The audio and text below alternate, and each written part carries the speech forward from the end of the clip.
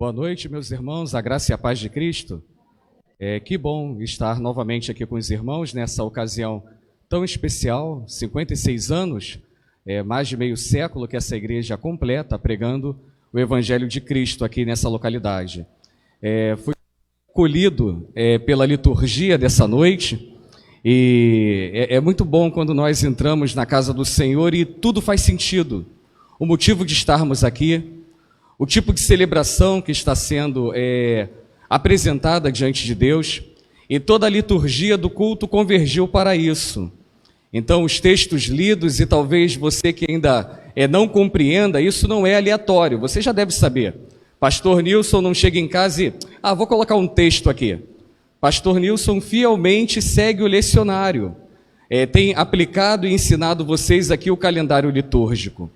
Isso é de muito louvor e exaltação a Deus, meus irmãos, porque isso é zelo, isso é cuidado, e isso também é pedagógico, porque no culto nós aprendemos como devemos servir ao Senhor.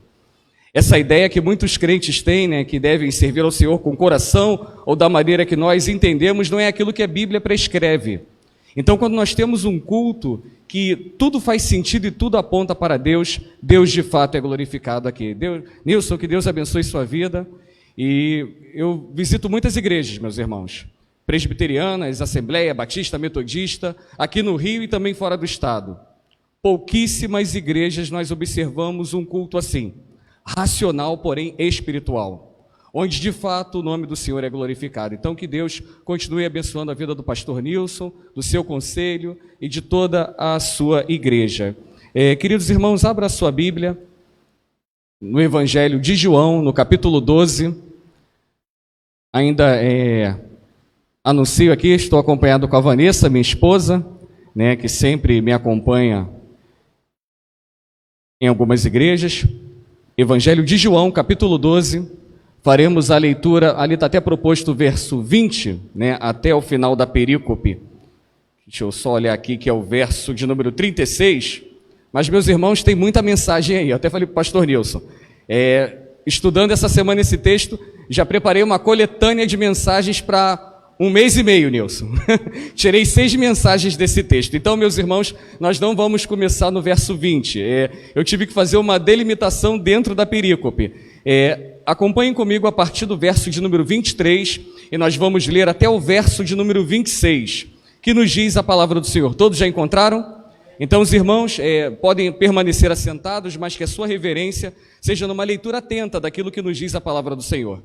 No verso 23 é a resposta de Jesus quando ele diz: é chegada a hora de ser glorificado o Filho do Homem.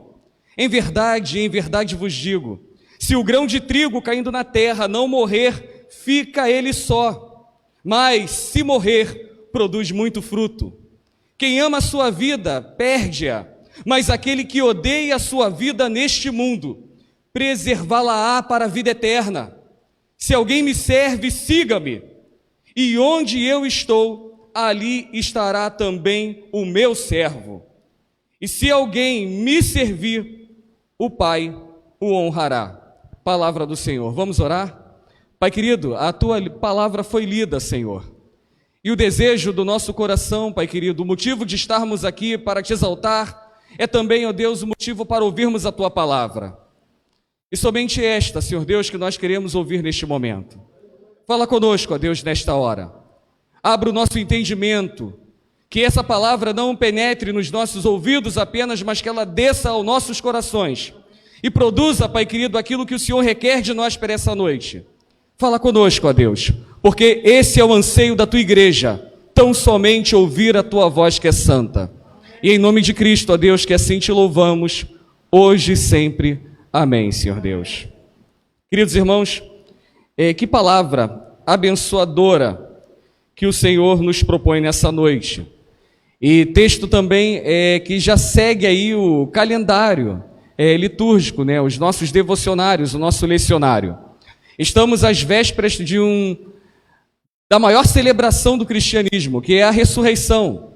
No próximo domingo teremos a entrada triunfal de Jesus Cristo em Jerusalém. É o domingo de Ramos. Certamente vocês irão celebrar aqui. E eu também celebrarei na minha igreja. E logo, logo teremos aquele ápice das celebrações da igreja, meus irmãos, a Páscoa cristã. Celebraremos a ressurreição de Cristo. E essa data ela é muito importante, meus irmãos, que sem a ressurreição não haveria fé cristã, não existiriam igrejas evangélicas e não teriam nenhum sentido de nós nos reunirmos na presença de Deus se esse Deus não tivesse ressuscitado dentre os mortos. Mas alguns momentos que antecedem, meus irmãos, esse grande evento, Jesus Cristo ele proferiu essas palavras para Filipe, dando um recado a alguns homens que estavam o procurando. Ainda que eu não li toda a perícope, eu quero situá-los no que estava acontecendo aqui. Esse texto, a partir do verso 20, está trazendo uma narrativa, meus irmãos, que alguns homens, os gentios, homens estrangeiros, pagãos, aqueles que não faziam parte do povo santo, aqueles que não eram separados por Deus para o servirem. No entanto, esses homens insistiram com Filipe para que ele arranjasse uma espécie de audiência, uma espécie de reunião, para talvez ali perguntar algumas coisas ou entender acerca desse grande ministério que seria e que já estava sendo realizado por Jesus Cristo. Me chama muita atenção o pedido desses homens, meus irmãos. Eu posso até dizer que o pedido desses homens pagãos, gentios, que adoravam outros deuses que não eram Cristo, é muito admirável pelo fato de que aqueles pelo qual Jesus Cristo veio estavam querendo ver sinais, prodígios, milagres. Esses homens não. Eles não queriam contemplar as bênçãos, mas eles queriam estar diante daquele que é o Deus das bênçãos. E eu tenho percebido isso em nossos dias. Há uma grande confusão. Crentes que não querem estar diante de Cristo. Crentes que não querem ter uma relação de proximidade com o nosso Mestre. Crentes que querem experimentar grandes maravilhas.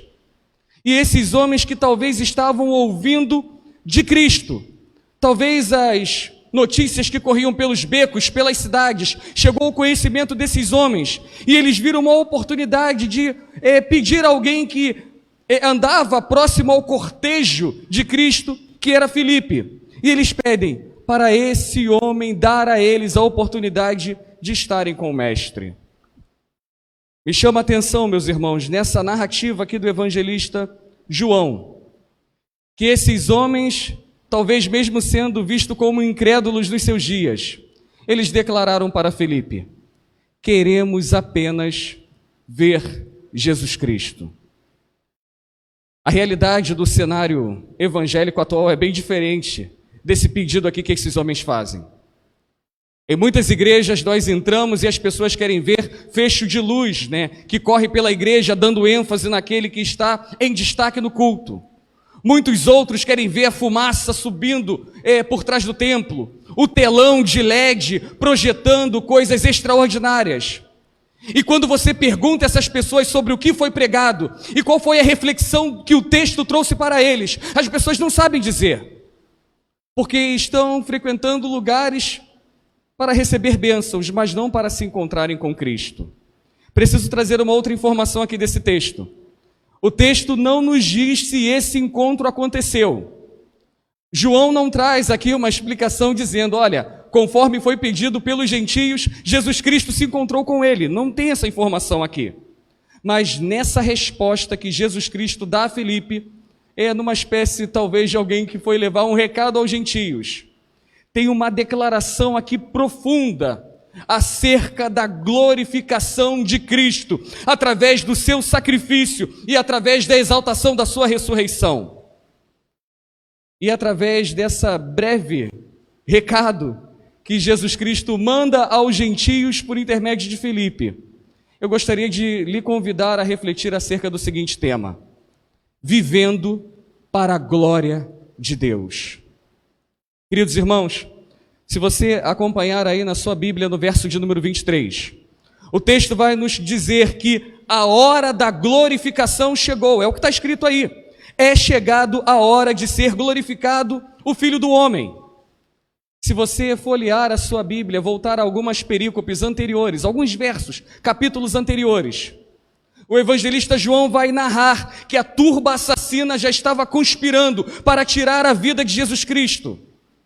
E aqueles homens, um povo santo, separados, doutores da lei, aqueles que conheciam aqueles conjuntos dos 24 escritos judaicos, a Torá, os escritos, os profetas, e aqueles homens que se deleitavam em defender a lei, em guardar a lei, não conheciam o Deus da lei. E aqueles homens estavam conspirando, vai dizer o texto, para atacar Jesus Cristo com extrema violência. E contrariando as expectativas daquele contexto, aqueles que não conheciam a lei, que não guardavam a lei, incrédulos na perspectiva e na ótica judaica, foram exatamente aqueles que quiseram ter o encontro com Cristo, aqueles que estavam clamando a Filipe para receber a atenção do Messias. E me chama muita atenção nesse texto que parece que aqui está desenhando que esse plano de redenção seria estendido para aqueles que estavam fora da oliveira, vou usar essa expressão que também é bíblica. E parece que esse texto começa a revelar exatamente isso, que através da ressurreição que iria ocorrer, talvez algumas semanas depois, iria acrescentar na comunidade da aliança aqueles que eram desprezados e rejeitados pelos judeus. Meus irmãos, isso aconteceu conosco, contrariando todas as expectativas dos religiosos do nosso tempo. O Evangelho de Cristo alcançou pessoas desqualificadas e não merecedoras daquilo que Ele realizou na cruz. O Evangelho veio ao nosso encontro, meus irmãos, e eu e vocês fomos enxertados também nessa oliveira. E assim é o Evangelho, sempre contrariando as expectativas. É aquele questionamento que as pessoas fazem: eu não consigo entender, eu conheço ela. Ela era uma prostituta, ele um viciado. Esse camarada, um traficante que tem sangue nas suas mãos. E agora é assim, ele está com Cristo e tudo foi resolvido. Talvez nem mesmo Filipe tenha entendido o pedido desses homens. Talvez alguns judeus não pudessem arrazoar, questionar na sua consciência que pessoas não judias seriam alcançadas por o Messias anunciado pelos patriarcas, profetizado pelos profetas e encarnado através da pessoa de Jesus Cristo. Mas Jesus Cristo vai demonstrar aqui, meus irmãos, nesse texto, que a sua graça, que a sua misericórdia, que o seu perdão envolve exatamente aqueles que logicamente não merecem receber isso. Mas Jesus Cristo começa a desenhar aqui, meus irmãos, e para que esse plano de redenção fosse externado a esses que estavam fora do plano, assim como aconteceu conosco, era necessário que Jesus Cristo enfrentasse a cruz. E eu fico imaginando, meus irmãos, que a morte de cruz deve ter apresentado um grande escândalo, não apenas para a comunidade judaica daqueles tempos, mas até para os discípulos. Imagina aqueles homens durante 3 anos andando com o Mestre, vendo prodígios, sinais, palavras extraordinárias. O texto bíblico vai dizer que Jesus Cristo, na sua tenridade, já estava na sinagoga ensinando com autoridade aqueles que eram os doutores da lei. O texto bíblico nos evangelhos vai relatar que onde Jesus Cristo estava, grande multidão seguia, o comprimia, as pessoas queriam tocar nele, queriam ver ele proferindo palavras santas e edificadoras. E esses homens, após 3 anos ininterruptos andando com Cristo, eles ouvem das palavras do seu mestre que o dia da sua morte chegaria. Talvez um olhava para o outro dizendo: mas espera aí, tem alguma coisa errada. Será que é esse o Messias que nos foi anunciado pelos patriarcas, profetizado por todos os profetas? Será que verdadeiramente é esse homem que veio para nos libertar e salvar? Havia um adágio popular nos dias de Cristo, que aquele que morria através de morte de cruz era alguém que morria 1000 vezes. A morte de cruz era uma morte ultrajante, era algo vergonhoso. Mas Jesus Cristo está apresentando aqui que é exatamente dentro desse cenário vergonhoso, humilhante, que ele vai ter o seu nome glorificado. Às vezes eu converso com alguns crentes, e ainda tem crente que tem uma ideia: coitadinho de Jesus. Cuspiram nele, foi esbofeteado, cravejado com certas de morte, foi açoitado, fizeram ele carregar a cruz até o Gólgota. Coitadinho, que humilhação, coitado de Jesus. E às vezes eu preciso dar uma sacudida para o crente e dizer: você não está entendendo a beleza do Evangelho. Jesus Cristo não estava indo em direção à cruz como um condenado que caminha no corredor da morte. Mas Jesus Cristo, ele vai em direção à cruz como um rei que está prestes a ser coroado, meus irmãos. E o relato da paixão descreve exatamente isso. E Jesus Cristo manda esse recado para os gentios. Nós não entendemos em alguns momentos essa obra redentora: morte, ressurreição e exaltação através da ascensão de Cristo. Mas exatamente essa tríplice coroa é o que vai ser o ponto culminante da sua obra redentora. Então a primeira coisa que Jesus Cristo está ensinando aqui a esses gentios que pedem para ter uma audiência com Ele, é que mesmo que Ele fosse rejeitado, mesmo que Ele fosse morto de maneira ultrajante, Ele ainda assim seria glorificado entre os homens. Mas tem um outro ponto que ele começa a descrever aí no verso 24. Você pode continuar a olhar aí na sua Bíblia. Ele vai dizer: em verdade vos digo, se o grão de trigo caindo na terra não morrer, fica ele só, mas se morrer, produz muito fruto. Jesus começa a descortinar aqui, meus irmãos, dizendo que a cruz é a essência da glorificação. E me chama muito a atenção que Jesus Cristo, para não escandalizar os seus seguidores, os seus discípulos, talvez aquela multidão que o seguia, Jesus, tendo misericórdia deles, ele vai trazer uma analogia muito comum para aqueles homens que tinham na sua vida diária a agricultura, o plantio, o sustento do solo, da terra. E Jesus ele vai usar para falar sobre essa essência da morte para ressurgirmos em glória, apontando aqui para a sua vida, a vida de Cristo. E ele usa aqui a imagem de uma semente, é o que está aí no texto, para ilustrar uma grande verdade espiritual. Jesus ele está querendo dizer o seguinte aqui com isso, meus irmãos: que não há glória sem sofrimento, que não existe vida produtiva sem que esta vida experimente a morte, não existe vitória sem entrega.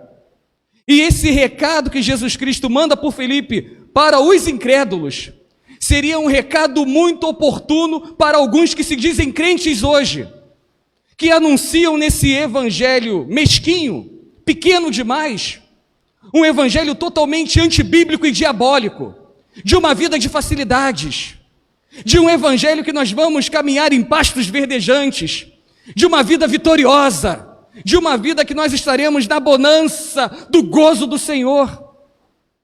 É claro que eu preciso dizer para você que não significa que isso não seja também uma realidade. Mas o Evangelho não é apenas isso, meus irmãos. E Jesus Cristo já está construindo aqui que o Evangelho é renúncia, que o Evangelho é abnegação, que o Evangelho é pagar o preço. E eu vejo um monte de crente brigando aí por galardão, brigando, pastor Nilson, para ter uma pedrinha preciosa na coroa. E eu falo para esses crentes: olha, cuidado, porque para usar uma coroa na cabeça, é necessário carregar uma cruz nas costas. E é isso que Cristo está desenhando aqui, meus irmãos. Por isso que ele vai falar sobre a semente. E aí eu até falava recentemente lá na igreja, da década de 80, de 90, né? Alguns passaram por aqui. Eu não vivi essa época não, tá? Me contaram, né? Mas essa turma aí que estudou aí no ensino fundamental nesse período, né? O antigo ginásio, não sei o que é, mas me contaram que antes era um tal de ginásio aí. Então havia muitos experimentos de ciência, vocês lembram? E eu acredito que grande parte aqui da igreja, né, sendo orientado pelo seu professor, recebeu aquela sementinha de feijão para fazer ele brotar, né, no meio do algodão que era regado. Meus irmãos, Jesus ele está falando algo aqui. E se você lembrar dessa semente de feijão, desse feijãozinho, algo morto, improdutivo, incapaz de gerar vida, mas quando ela é plantada, coberta, quando ela morre, aí é que ela se torna fecunda. Jesus Cristo estava predizendo aqui a sua morte. Ele passaria por esse estágio. Ele seria morto, seria sepultado, mas ele ressuscitaria para trazer vida e vida em abundância para nós. Curiosamente, Jesus Cristo já está também anunciando que esse é o processo pelo qual nós também iríamos passar, porque nós também devemos morrer para nós mesmos, para o pecado, e através desse novo nascimento, termos uma vida abundante na presença de Cristo, meus irmãos. E nessa linguagem agrícola que Jesus Cristo está usando aqui, ele está dizendo que o grão só pode viver e se multiplicar depois que ele é lançado na terra para morrer, porque ao morrer ele nasce para uma nova vida.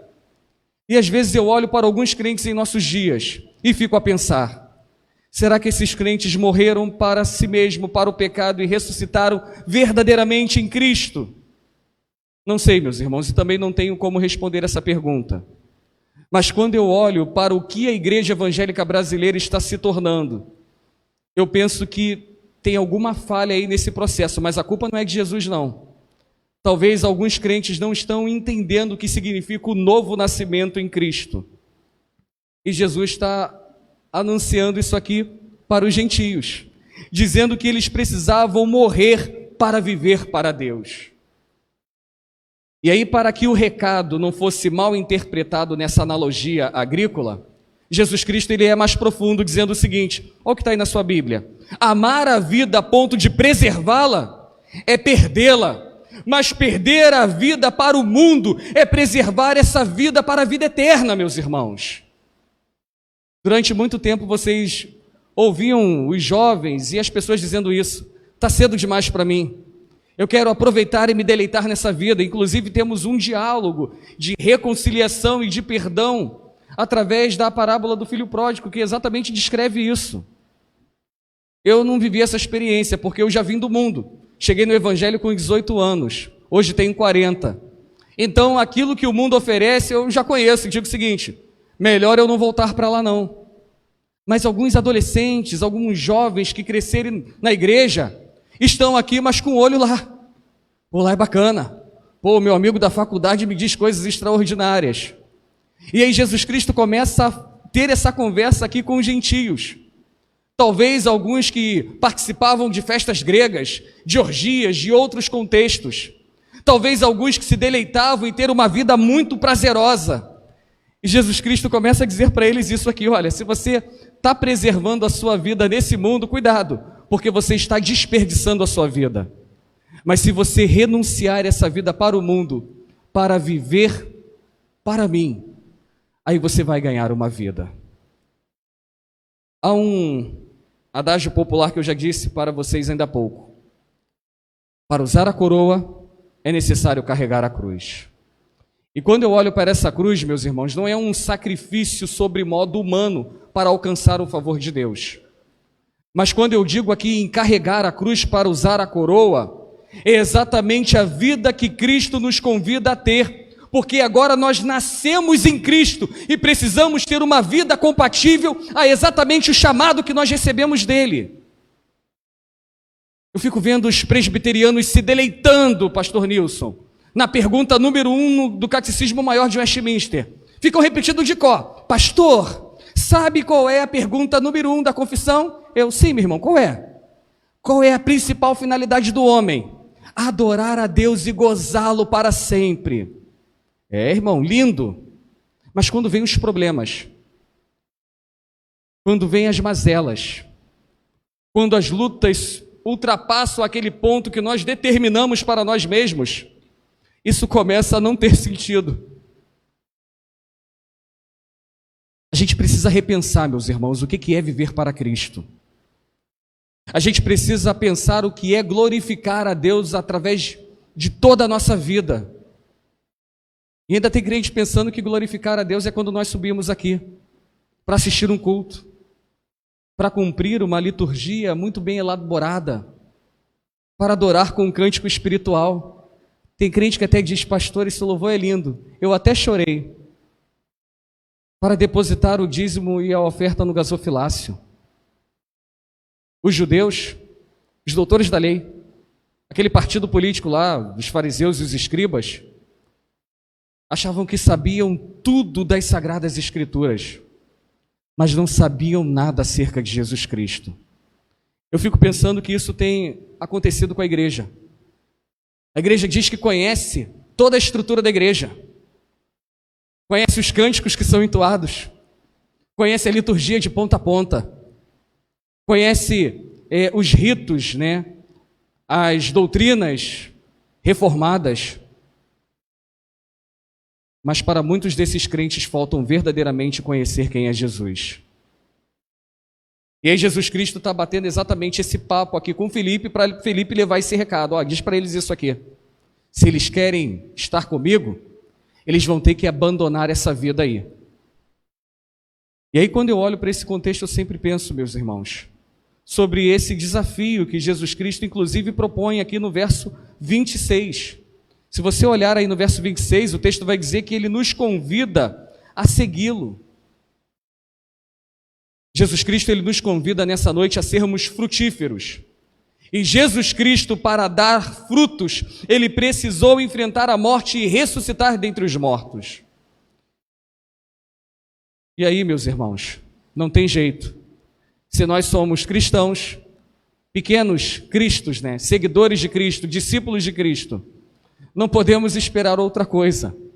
Se o Mestre foi perseguido, se o Mestre foi caluniado, se o Mestre foi conduzido até a cruz, se o Mestre morreu crucificado, e se esse seguidor quer seguir esse Mestre que teve essa vida, não dá para esperar uma vida diferente dessa.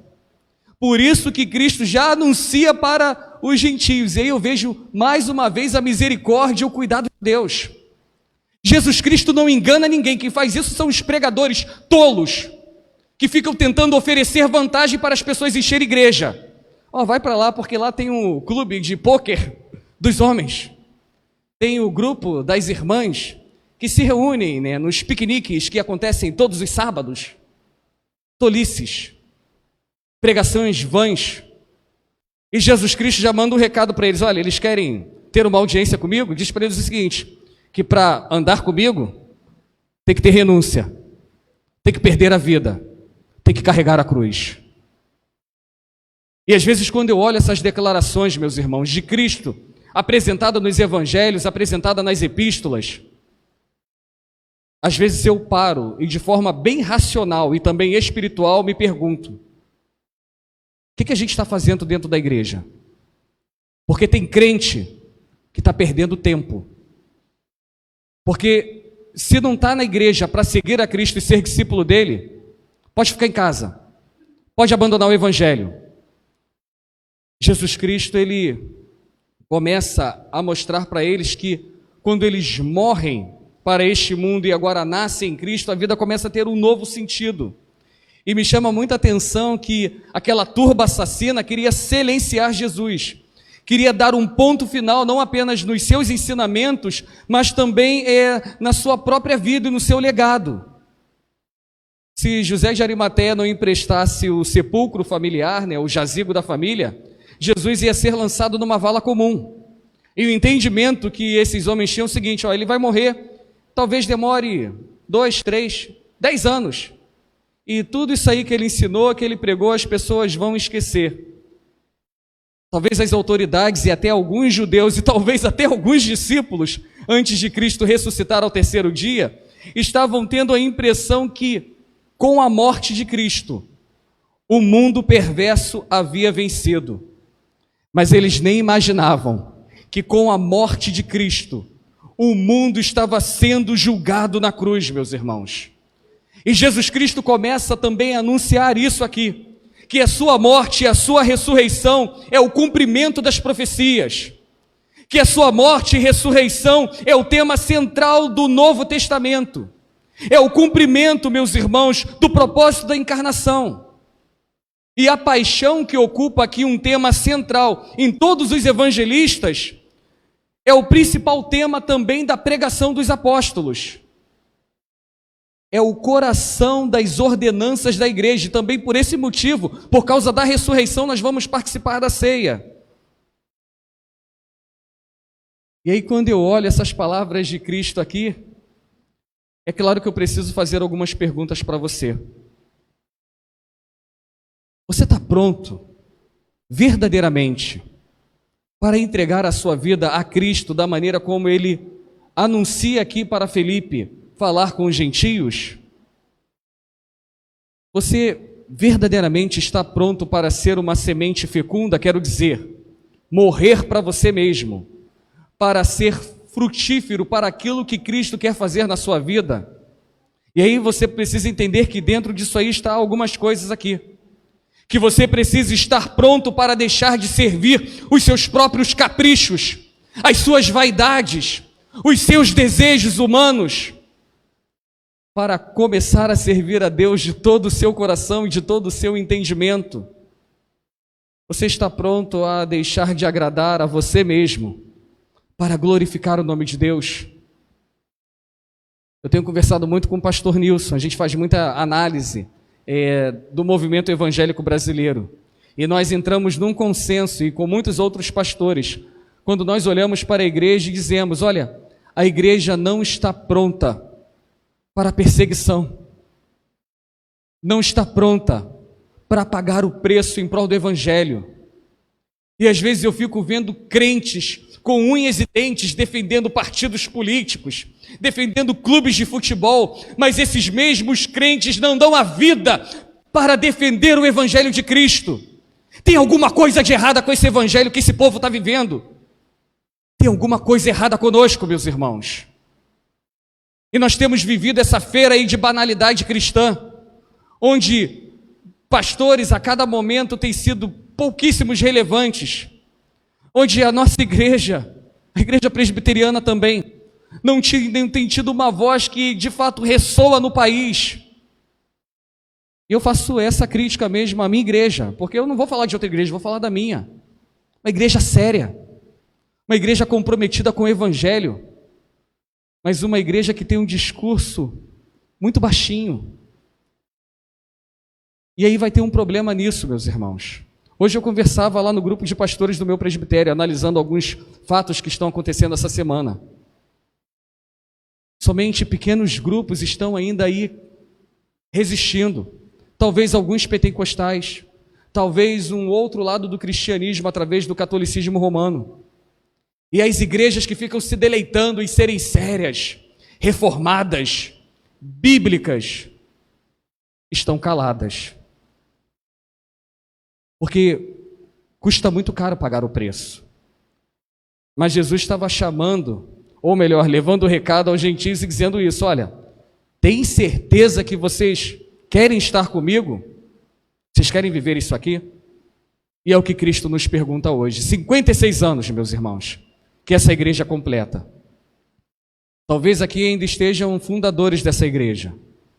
Talvez outros foram embora, mas muitos também chegaram. Mas todos que estão aqui precisam pensar sobre isso. Precisamos ter esse senso de missão. Não apenas a missão, que o Senhor nos outorgou de pregar o Evangelho, mas até aquela missão que nós entendemos lá do planejamento estratégico para quem é formado aí em administração. Lembra? Missão, razão da existência. Qual é a razão da existência dessa igreja aqui? Se não for para viver para Deus, se não for para pregar o Evangelho, se não for para, através das nossas palavras e ações, glorificar o nome de Cristo. Lembra da pergunta do catecismo que o crente presbiteriano fica se deleitando? Pastor, a pergunta é, glorificar a Deus para sempre. Tá bom, irmão, eu já sei disso. Mas como é que isso tem se refletido na sua vida? Crentes que não glorificam a Deus. E para encerrar aqui, meus irmãos, ontem eu estava reunido com a Federação de Homens da nossa igreja e eu falava um pouquinho sobre isso. E haviam poucos homens na reunião da Federação. E no momento da palestra que eu trazia para eles sobre homens capazes, eu pedi a permissão ao presidente e falei o seguinte, posso dar um outro tema aqui? Há vagas, há urgência para homens que sejam os homens que a Bíblia assim preconiza para sermos. Homens, verdadeiros homens bíblicos nas igrejas, estão em extinção. E aí eu dizia para eles, está aqui a nossa presidente da nossa sinodal de SAFs. A SAF tem exercido um trabalho relevante na nossa igreja, meus irmãos. Isso é inquestionável.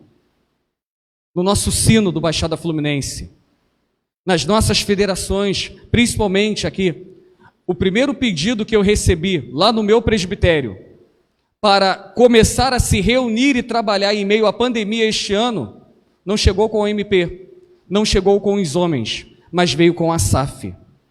E aí eu conversava com os irmãos. Às vezes nós ficamos lá nos deleitando, a SAF é uma bênção, e é uma bênção. Mas eu preciso, SAF dessa igreja, entenda bem o que eu vou dizer, tá, minha irmã? Entendam bem. A SAF de fato é uma bênção. Mas quando nós olhamos, meus irmãos, para uma liderança que Deus chamou e outorgou para homens exercer, esse posicionamento das mulheres dentro da nossa igreja é uma anomalia. E elas estão se destacando, ocupando e cuidando das coisas do Senhor, graças a Deus, por causa da omissão dos homens. E isso está implicado aqui naquilo que Cristo estava mandando o recado para os gentios. Entendimento para servir a Deus. Nós precisamos pensar acerca dessas coisas aqui.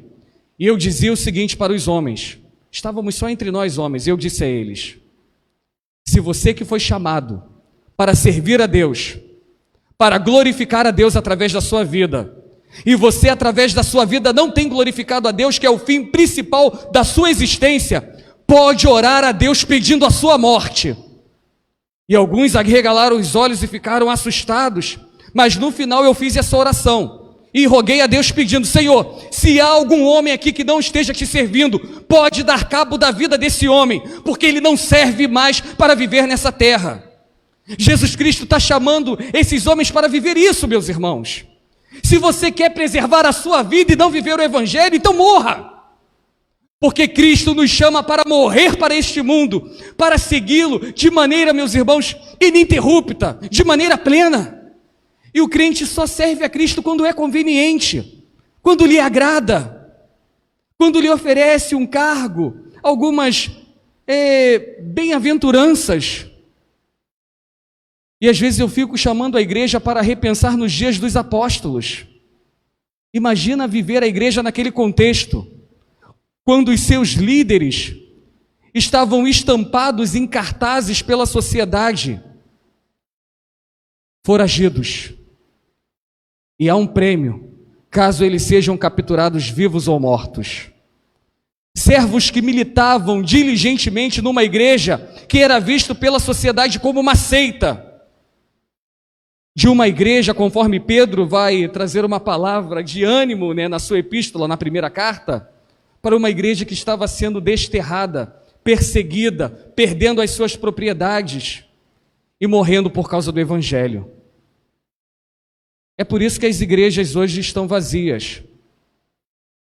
Porque onde é pregado e onde é anunciado uma vida de renúncia para viver para Cristo, pastor, isso não é legal de ouvir não. Mas lá onde, vem para cá, que aqui você vai fazer parte de um time de campeões, aí o local está lotado. Só que o problema é que esse evangelho está produzindo crentes frágeis, crentes que não conheceram esse Cristo aqui revelado nas Sagradas Escrituras. E eu vou encerrar por aqui, porque senão a gente vai falando outras coisas. Mas eu gostaria de orar pela sua vida. Permita-me, tá, pastor Nilson, que eu faça essa oração. Então curve sua fronte, mesmo assentados, e oremos ao Senhor. Pai querido, nós nos alegramos, ó Deus, na Tua presença, pelos 56 anos que a Igreja Presbiteriana em Coelho da Rocha comemora, ó Deus, através da Tua graça e misericórdia que tem se estendido a este povo até este momento. Porém, ó Deus, nós não queremos apenas ser mais uma igreja, porque já há muitas igrejas, Senhor. Mas nós queremos ser uma igreja relevante, uma igreja de discípulos verdadeiros, uma igreja de crentes que começaram a entender através da Tua palavra que precisam morrer para viver e andar em novidade de vida, de cristãos que precisam renunciar o seu ego, o seu achismo, as suas vaidades, para serem governados, ó Deus, por um Cristo soberano e Senhor. Ó Pai, continue conduzindo a tua igreja, através do pastor Nilson, do seu conselho, da junta diaconal, de cada liderança aqui constituída pelo Senhor. Haverão dificuldades, surgirão lutas, ó Deus, alguns ficarão para trás, mas que o Senhor, ó Deus, continue fortalecendo os corações desses homens, mulheres, jovens, adolescentes e crianças, que é esse o Evangelho. Haverá perdas, haverá perseguição, e mesmo que haja a nossa morte, Senhor Deus, a tua palavra nos diz que nada pode nos separar do Senhor, nem a morte. E que isso seja a motivação, Senhor Deus, para militarmos neste lugar. Não queremos bênçãos, ó Deus, ainda que elas sejam boas para nós. Não queremos, ó Deus, as alegrias desse mundo, ainda que em alguns momentos elas nos trazem felicidades. Mas nós queremos experimentar a verdadeira paz que veio através da ressurreição do Senhor. Nós queremos, ó Deus, repousar, Pai querido, conscientemente nas promessas que o Senhor tem feito a cada um de nós, que não é para essa vida, mas se estende para o porvir, ó Deus. Pai querido, faça-nos entender este Evangelho gracioso. Faça-nos, ó Deus, enxergar a beleza da tua graça, mesmo nesses dias tão ruins de pandemia. Conduza-nos, ó Pai, através da tua misericórdia e bondade, até onde o Senhor permitir que nós andemos. E que em todas as nossas ações, ó Pai, vivendo para a tua glória, o teu nome seja glorificado entre os homens, como assim o Senhor Jesus Cristo estava anunciando através do texto que meditamos aqui. Cuida da tua igreja, Senhor Deus, nos abençoe. Essa é a oração que assim nós fazemos, ó Pai, em nome de Jesus Cristo. Amém e amém, Senhor. Amém, meus irmãos, que Deus assim nos abençoe nessa noite.